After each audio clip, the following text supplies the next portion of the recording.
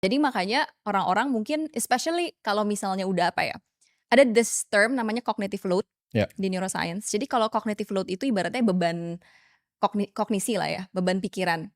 Kalau misalnya cognitive load-nya udah tinggi banget, kita tuh udah nggak bisa lagi, mikir secara rasional sebenarnya. Jadi kebayang banget kalau misalnya orang-orang let's say di luar sana yang mungkin lagi nonton juga, udah stres nih misalnya stres sama kehidupan atau mungkin stres sama ke depannya harus kayak gimana dan macam sebagainya, kan pasti pikirannya udah penuh tuh Ya. sama those stress, right? Untuk bisa mikir rasional tuh lebih sulit pasti.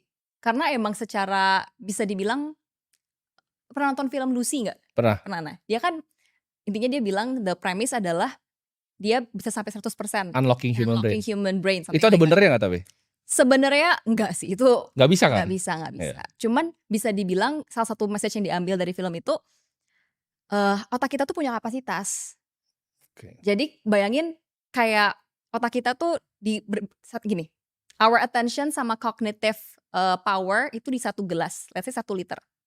Kalau kita bagi-bagi misalnya mikirin, aduh harus mikirin tugas rumah misalnya, and then mikirin lagi, kerjaan, terus mikirin misalnya, hari ini, jalan harus gimana ya decision yang harus dibikin. Itu kan berarti dari 1 liter itu kita bagi ke 3 gelas. Oke. Bayangin lagi kita bagi lagi karena kan buat bisa bikin rational decision and then do cross check kan ngabisin energi yang banyak ya. Oke. Bayangin kalau udah diisi ke 3 gelas, sisanya dikit banget.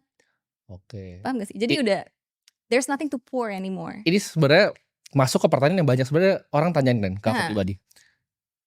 Kerja lu tuh gampang katanya, misalnya my friends Oke. gini. Kerja lu tuh gampang, lu cuman invest, terus lu dapat duit dari duit lu.